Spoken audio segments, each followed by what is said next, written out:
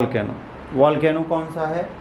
लिमाना volcano. लिमाना volcano है कहाँ, इसके बारे में बात करेंगे। ठीक है, लिमाना वॉल्केनो जो है south west Alaska United state में पाया जाता है। ठीक है, और कौन से माउंटेन में पाया जाता है?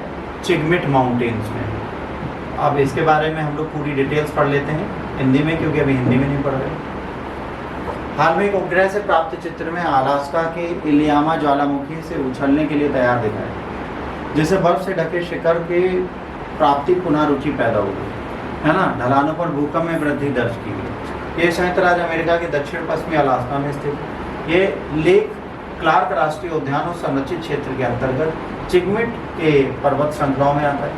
10,016 फीट ऊंचाई पर है। इलियामा एक स्ट्रैटो ज्वालामुखी है जो तीव्र शंखाकार आकृति और समय समय पर होने वाले विस्फोटों के लिए जाना है। मतलब इसमें बार बार ज्वालामुखी विस्फोट होते रहे। इसमें जुरासिक युग में ग्रेनाइट के आधार पर एंडेसाइट लावा प्रवाह और पायरोक्लास्टिक चट्टानें शामिल हैं। ज्वालामुखी एक सममित शंकु नहीं है, बल्कि एक शिखर और 4 अन्य चोटियों से मिलकर बना है, जो 5 किलोमीटर लंबी पर्वतमाला बना है। 5 किलोमीटर लंबी पर्वतमाला में फैला हुआ है। ज्वालामुखी का अधिकांश भाग 12मासी बर्फ से ढका होता है। शिखर क्षेत्र में असंख्य ग्लेशियर है।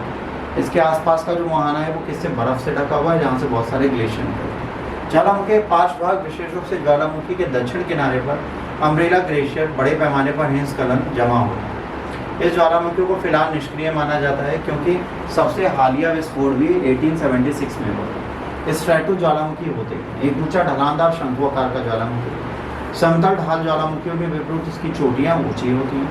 यह आमतौर पर सबडक्शन जोन के ऊपर जाता है। वे अक्सर बड़े ज्वालामुखी सक्रिय क्षेत्रों का हिस्से होते हैं, जैसे रिंग ऑफ फायर जो प्रशांत महासागर के अधिकांश हिस्से के ऊपर घिरे हुए। स्ट्रैटो ज्वालामुखी पृथ्वी के व्यक्तिगत ज्वालामुखियों का सबसे बड़ा प्रतिशत बनाते हैं। इनमें से अधिकांश एंडेसाइट और डेसाइट के विस्फोट होते हैं, जो लावा बेसाल्ट की तुलना में अधिक ठंडे और अधिक चिपचिपे होते हैं। ये ज़्यादा चिपचिपे लावा गैस के दबाव को उस स्तर तक बढ़ा देते हैं, इसलिए ज्वालामुखी अक्सर विस्फोटों का शिकार होते हैं। वे आमतौर पर लगभग आधे लावा और पायरोक्लास्टिक पदार्थ होते हैं। इन उत्पादों की परत उन्हें मिश्रित ज्वालामुखी और दूसरा सामान्य नाम दे देती है। तो ये ज्वालामुखी है।